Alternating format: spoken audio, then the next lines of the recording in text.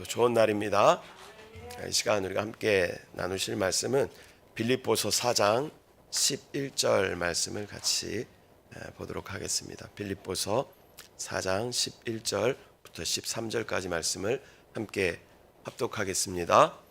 내가 궁핍함으로 말하는 것이 아니니라. 어떠한 형편에든지 나는 자족하기를 배웠노니 나는 비천에 처할 줄도 알고 풍부에 처할 줄도 알아. 모든 일 곧 배부름과 배고픔과 풍부와 궁핍에도 처할 줄 아는 일체의 비결을 배웠노라. 내게 능력 주시는 자 안에서 내가 모든 것을 할 수 있느니라. 아멘. 할렐루야. 저는 오늘 본문의 말씀을 가지고 일체의 비결이라는 제목으로 말씀을 나누도록 하겠습니다. 2022년 11월 18일 지난주에 오늘의 묵상에 이런 내용이 있었습니다. 세상 사람들에게는 의지할 분과 만족이 되시는 하나님이 없기 때문에 생활에 필요한 것에 대하여 욕심이나 두려움이 끝이 없다. 그들은 어떠한 형편에 있든지 자족하지 못한다. 세상 것에 대한 욕심이나 부족함에 대한 두려움은 그들로 하여금 괴로움을 당하게 하고 평안을 얻지 못하게 한다.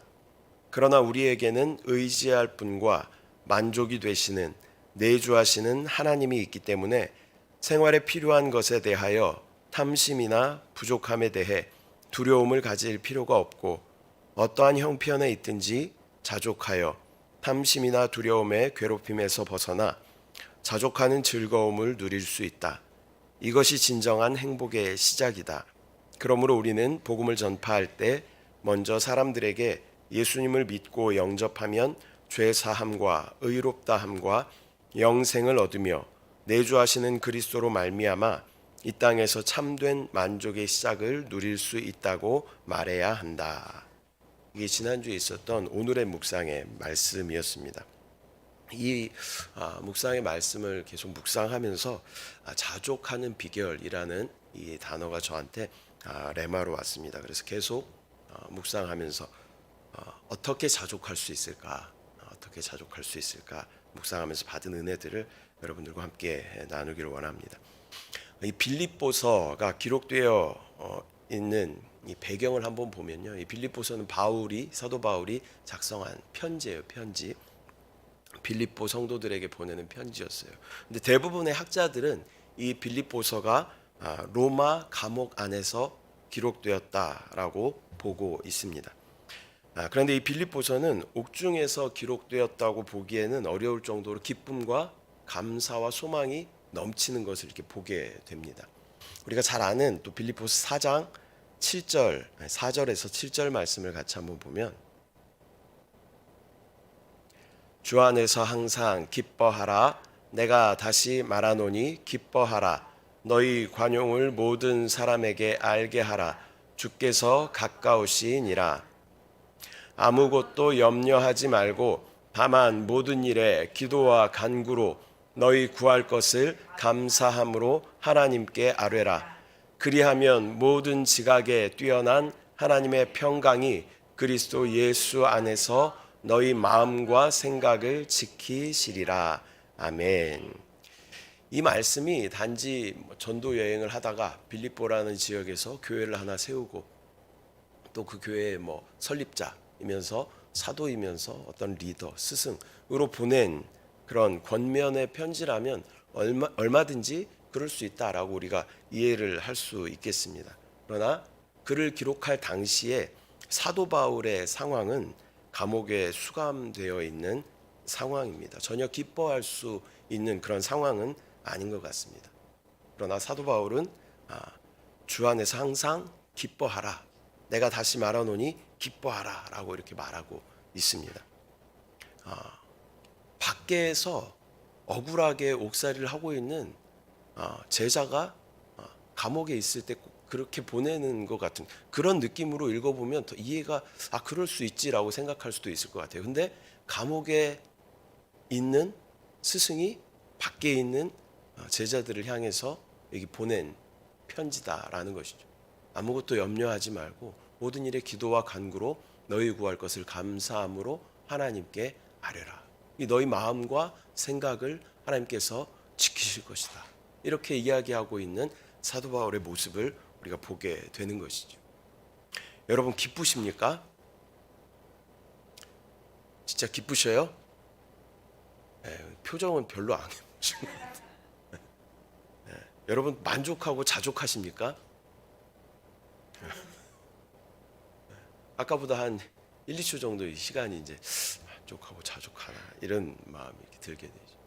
이 자족의 비결을 이렇게 묵상하면서 받은 은혜를 몇 가지 나누도록 하겠습니다.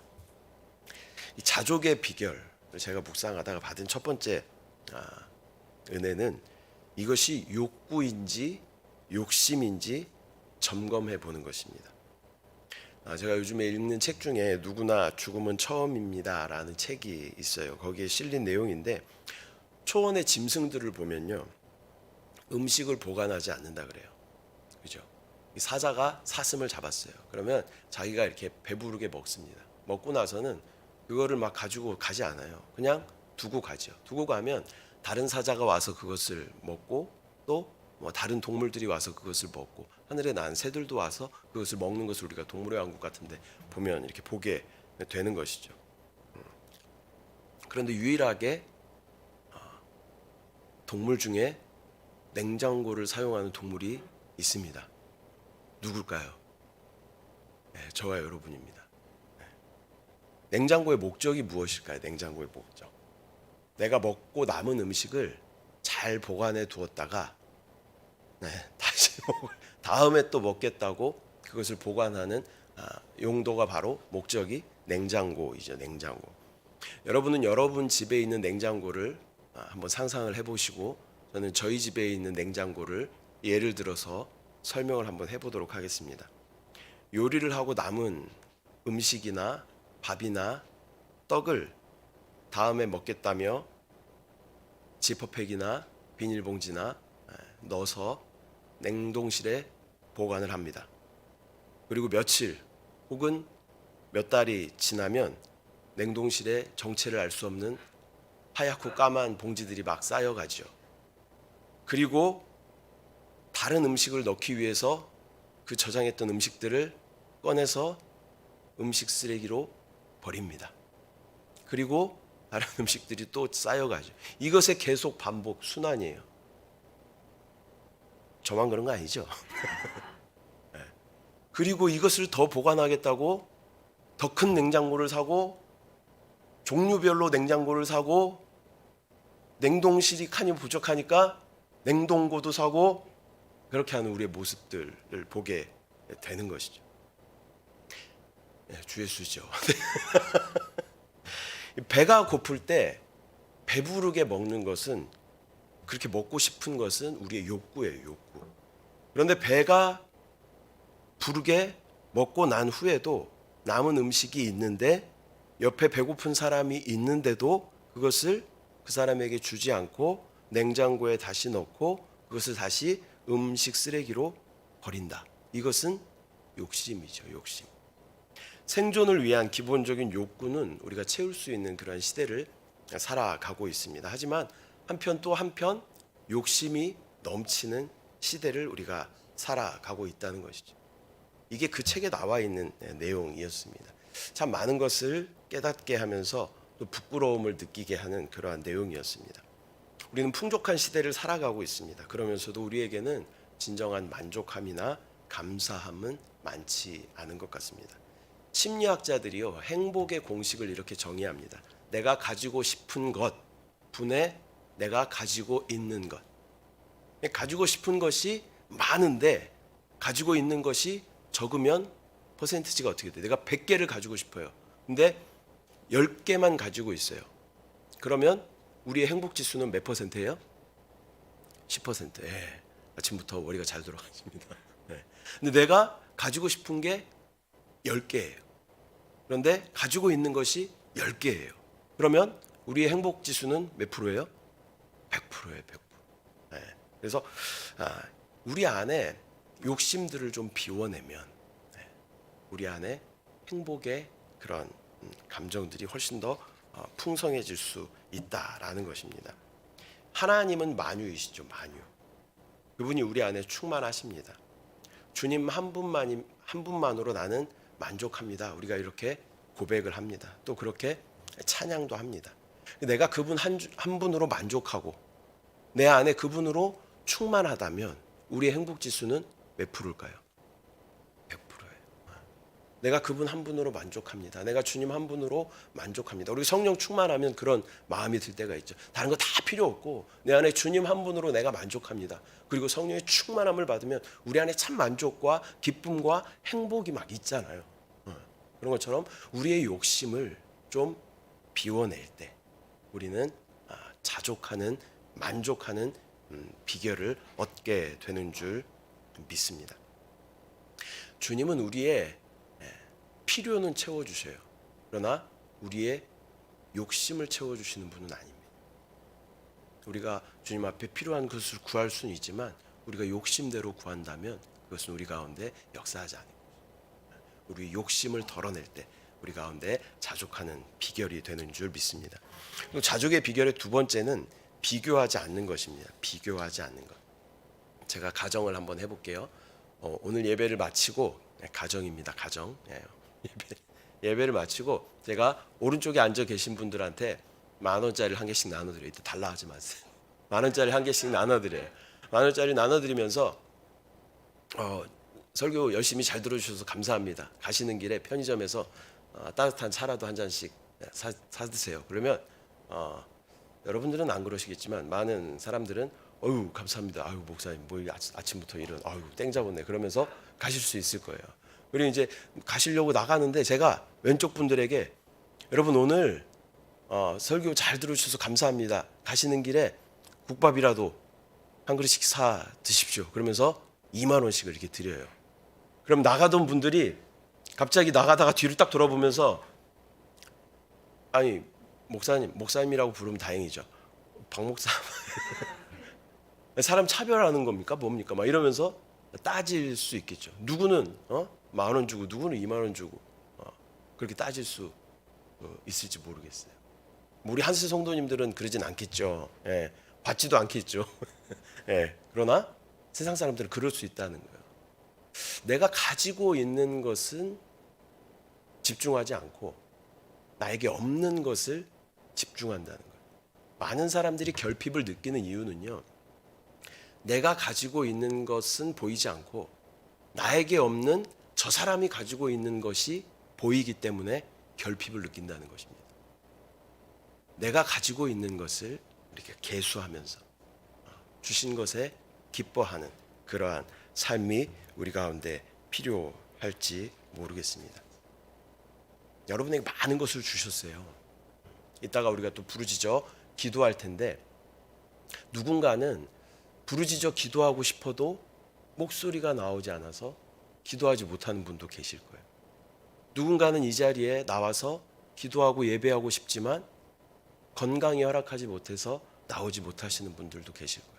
어쩌면 이 시간에 일을 하고 계시는 분들도 계실 거죠. 그래서 우리에게 가진 것들을 계수하는 하나님께서 나에게 주신 것을 다른 사람이 가지고 있는 것을 부러워하는 것이 아니라 나에게 허락하신 것을 감사하는 그러한 삶이 우리 가운데 필요한 줄 믿습니다. 자족하는 비결 세 번째는 감사하는 것입니다. 감사하는 것. 저희 식구가 중국에서 오래 살다 왔잖아요. 중국에 살다가 한국에 딱 왔는데 한국에 와서 잠깐 있었던 곳이 완도라는 지역에 있었어요. 완도. 거기 있을 때 중국에서 아무것도 안 갖고 왔기 때문에 진짜 집에 아무것도 없었어요. 그래서 세탁기 하나 어디서 얻어서 세탁기는 있어야 되니까 그리고 TV 조그만 거 하나 있었고 냉장고 있었고 이게 다였던 것 같아요. 가전이 이게 다였던 것 같아요. 그래서 방 한 칸에 그때는 저희 딸들이 없었을 때예요. 아들 둘만 있을 때인데 방 한 칸에 저희 부부와 아이들하고 그렇게 살았던 때가 있었어요. 근데 이 집이 역사와 전통을 자랑하는 집이에요. 그래서 지은 지 한 40년 정도 된 집이었어요. 그래서 수시로 하수구가 넘쳐요. 그럼 외출했다가 들어오면 막 하수구가 넘쳐 있는 거죠. 그러면 막 그거 열심히 막 퍼내고 냄새 막 나면서 그리고 갑자기 어디선가 이 비행하는 바퀴벌레들이 막 이렇게 나오기도 하고 그런 집에서 몇 개월을 이렇게 살았던 기억이 있습니다. 근데 그 시절에 저희 가정은 제일 감사가 넘쳤고 은혜가 넘쳤고 행복했던 것 같아요. 근데 자녀들과 잠자리에 들기 전에 저희가 했던 게 뭐냐면 감사 노트를 적는 거예요. 감사 노트. 애들이 되게 어릴 때 초등학교 이제 갓 들어가고 그럴 때였는데 삐뚤삐뚤한 글씨로 이렇게 감사 노트를 적는 거죠. 오늘 감사했던 일들을 이렇게 적으면서 하나님 앞에 그렇게 기뻐하고 감사했던 그런 기억들이 있습니다. 예를 들면 어떤 일이 있었냐면 그 당시에는 수입이 굉장히 적었어요. 공부도 덜 마친 상태였고 그래서 수입이 되게 적었는데 되게 규모 있게 살아야 됐었어요. 그래서 일주일에 장을 볼 수 있는 금액이 3만 원 정도예요. 3만 원. 그래서 그 3만 원 안에서 장을 보는 거죠. 그러니까 뭐 고기를 산다거나 과일을 산다거나 이런 거는 약간 좀 사치예요, 저희에게는. 그런데 가을인데 이렇게 지나가다가 아내가 그러는 거죠. 감나무를 보고 감이 정말 탐스럽게 열렸네요. 감 맛있겠다. 그리고 이제 지나갔어요. 근데 다음날 아침에 집 앞에 감이 한 박스가 이렇게 와 있는 거죠. 지금도 몰라요. 누가 줬는지 몰라요. 하나님 주신 것 같아요. 밤나무 보면서 야, 밤 구워 먹으면 맛있겠다. 그러면 그 다음날 밤이 두망태기가 이렇게 와 있고 이런 은혜들을 수도 없이 경험하는 거죠. 그리고 이제 완도니까 바다잖아요. 바닷가를 이렇게 차가 있었어요. 모닝 모닝에 이렇게 네 식구가 이렇게 타고 가는데 가다가 그 낚시하는 분이 계셨어요. 이게 그 당시에 이렇게 숭어철이었나 봐요. 바다 위로 숭어가 이렇게 막 뛰어오르는 걸 이렇게 보면서 가고 있는데 어떤 아저씨가 낚시를 하더라고요. 숭어 낚시는 어떻게 하냐면 훌치기라고 이 바늘이 이렇게 나 있는 낚시 바늘을 이렇게 해서 쫙 당기면 옆구리에 비늘이 딱 걸려가지고 숭어가 이렇게 딱 낚시가 이렇게 되는 거예요. 그걸 이렇게 재밌게 보고 있었어요. 네 식구가 방파제 이렇게 앉아가지고 아저씨를 막 응원하면서 아저씨 되게 잘하시더라고요. 그래서 막 하면 막 두 마리씩 막 나오고 그러는 거예요. 그래서 와 아저씨 와 막 이러면서 응원을 하면서 보고 있는데 아저씨가 숭어 두 마리를 저희 앞에 던져주고 가시면서 집에 가서 회 떠드슈 그러면서 가시더라고요. 한 번도 회를 떠본 적이 없어요. 근데 그러니까 한 일주일에 장을 3만 원 봐야 되는데 회를 어떻게 먹겠어요? 절대 못 먹겠죠. 근데 그 숭어 두 마리를 집에 와서 회를 처음으로 이게 떠서 아이들하고 아내랑 이렇게 먹으면서 하나님 은혜를 진짜 감사하면서 감격했던 그런 시간들이 있었습니다. 얼마 전에 아내랑 책상을 정리하면서 이 감사 노트를 발견하게 됐어요. 그러면서 그 노트를 이렇게 보면서 그때를 추억하면서 또 감사하는 그런 시간이 있었습니다. 지금도 물론 행복합니다. 인구도 늘었고 또 집안 이 뭐 살림도 늘었고 집도 예전보다 커졌어요. 환경도 훨씬 더 쾌적해졌어요. 그런데 그때만큼 행복한가? 라고 생각하면 별로 그렇지는 않은 것 같아요. 왜 그럴까 생각을 해봤더니 그때는 진짜 감사가 많았던 것 같아요. 여러분 삶 가운데 감사가 있으십니까? 우리 가운데 감사의 제목들이 넘쳐날 때 하나님의 놀라운 은혜가 또 만족하는 비결이 우리 가운데 있게 되는 줄 믿습니다. 이 말씀 맺도록 하겠습니다. 오늘은 자족하는 비결에 대해서 함께 나누었습니다.